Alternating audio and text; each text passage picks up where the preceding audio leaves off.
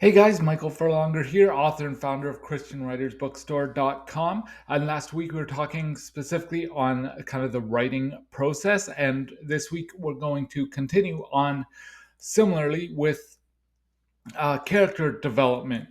So please be sure to like, share, and subscribe to the YouTube channel. And let's get into this. So this is a good question because every character, every story has to have a bad guy, has to have a conflict, has to have a resolution to that conflict. Normally, it's in a another character of the story. Um, so I'm just gonna say here. So the question is, as a Christian author, how do I write about this bad guy without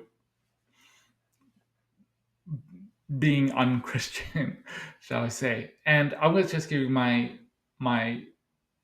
piece about it. Okay, so two sins in the Bible that I personally am very specifically hesitant about: that sexual sins and foul language.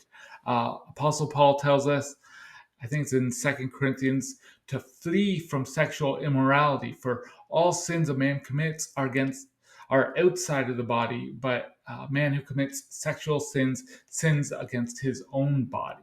So there's that, and then in James, I think it's chapter 2, he says, "Watch out the words of your mouth, for your tongue is like the rudder of a ship. Although it is the smallest part, it is what steers the entire boat." So he warns against foul language. Now, language can vary, of course. I remember once I said, I think like "this sucks" to my grandmother. I don't know what we were talking about.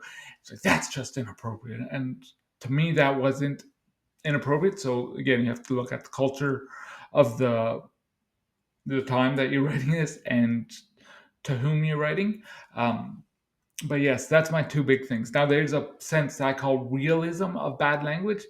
So again, I'll use the example. If I'm out with Christian friends and they're to start cussing, I'm gonna be like, "Hey, that is inappropriate language. You are a Christian. You are called, um, and it's an ambassador of Christ. So it's inappropriate." Now, if I'm out trying to witness to non-believers and they are, let's say, just say really emotional, really frustrated, whatever, and they're swearing, I will be a bit more delicate about my, hey, this is, let's just bring it down a bit, right? So it's just a bit different. So that is my example, is that you can write about pretty much any topic, but those are the two that I personally am very hesitant about. Now, if you're writing about um, war and these type of things, again, be cautious about the audience that you're writing to whom you're writing.